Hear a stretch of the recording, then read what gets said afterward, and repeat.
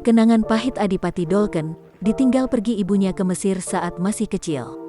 Dikutip dari kanal YouTube The Leonardos, Minggu tanggal 5 Desember tahun 2021.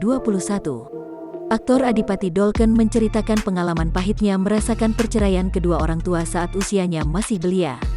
Ketika Indonesia mengalami kerusuhan akibat krisis moneter pada 1997, Adipati bersama keluarganya pindah ke Selandia Baru.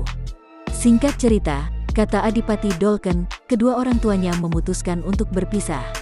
Adipati mengaku tiba-tiba sang ibu telah pergi dari rumah saat ia terbangun dari tidurnya. Saat itu, Adipati bersama ayahnya langsung bergegas balik ke tanah air. Bintang film posesif ini merasa tahun 2000 seperti tahun yang baru baginya karena kedua orang tuanya telah bercerai. Adipati mengaku sempat bertanya soal kepergian ibunya. Adipati mengaku saat itu menganggap pertengkaran orang tuanya merupakan hal biasa dan tidak akan berujung perceraian.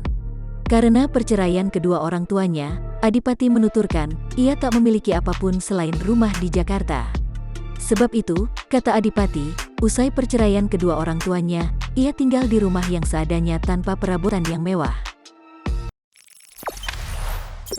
Jangan lupa subscribe, share, komen, dan like ya!